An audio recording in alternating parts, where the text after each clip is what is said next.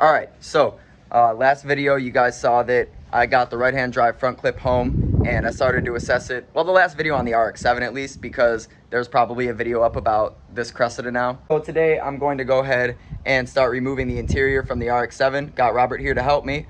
Well, not here to help me, but he's here, and if he wants to be of assistance, he can be. I'm just gonna try to get it all stripped down and get it to the same place that the right-hand drive clip is, so I can start to get an idea of how I'm gonna go about swapping everything. Of course, Robert hit me with the practical idea, which is what I explained in the last video, where I just take out the firewall the proper way. But when I posted in the FC group on Facebook, everybody was like, make it less work on yourself, just cut out the triangles. And then other people were like, just drill the holes. And I'm like, I'm definitely not gonna drill the holes. Might do the triangles, kind of want to do the firewall, don't really know yet, still trying to figure it out. Either way, none of it can be done with all the stuff that's still in there. So first things first, the dash has to come out, and then yeah, remove the harnesses, get the interior out, get all the stuff out of the engine bay, and then we'll be ready.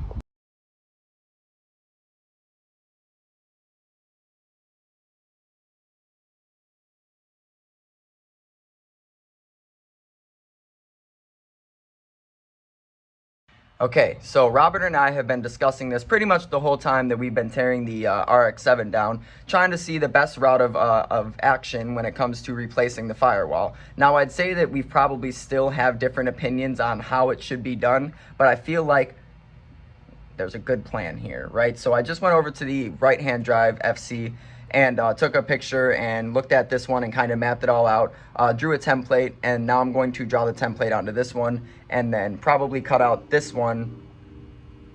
Yeah, so I'm gonna get to that.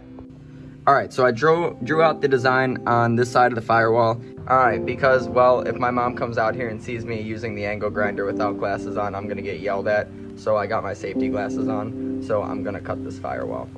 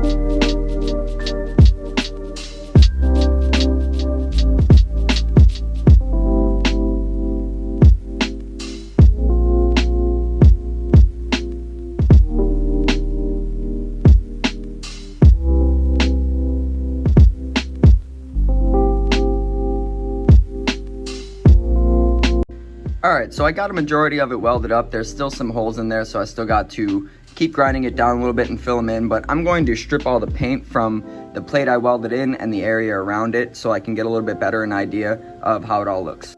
Alright, now I'm going to grab the old sandpaper and do it manually where I can't get with the angle grinder, so that area down here, going over the steering column area, next to the brake booster, fun stuff. But that means I'm getting very close to being able to put body filler in there. So yeah, it's gonna start to come together here very, very soon. So let me find some sandpaper that's the right grit and then start getting this done. So I got a bunch of body filler on there. I'm gonna let it dry, harden, whatever you wanna call it. And then I'm gonna start sanding it down so I can make this look presentable before it gets painted. Still have to do this side though. Not really looking forward to that. Hi guys. The cutest couple award goes to Zeus and Bella. Unbelievable how much these two love each other. Alright, so I started to do a majority of the body work down here, and then I decided to pop in the brake booster and the slave cylinder to see what all is exposed and what's not. So as you can see, there's the right-hand drive orientation with the brake booster and the slave cylinder in. I still have to go over to Aaron's house and swap out my left-hand drive set of pedals for the right-hand drive set of pedals because he accidentally gave me the wrong set and they are not interchangeable. On the left-hand drive set, the steering column opening is in a different location, and then the slave cylinder is actually like about an inch closer to the brake booster on the right-hand drive. So yeah, it's a little bit different. So I have to return the pedal set to him and get the proper one.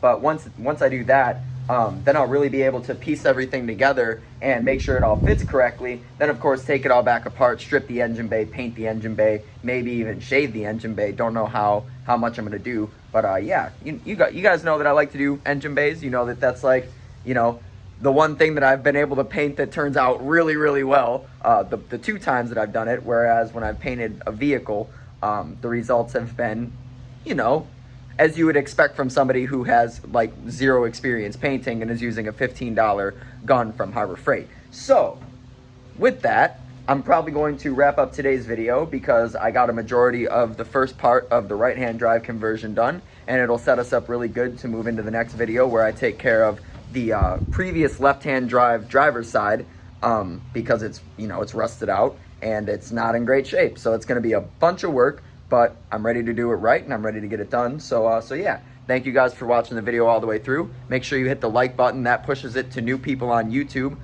Thank you to everybody who's come over here from TikTok and has subscribed to the YouTube channel. If you're watching the videos all the way through, then you know this is working and that's a great sign. So yeah, if you haven't subscribed yet, make sure you hit the subscribe button and the notification bell so you don't miss any uploads, and we'll catch you in the next one.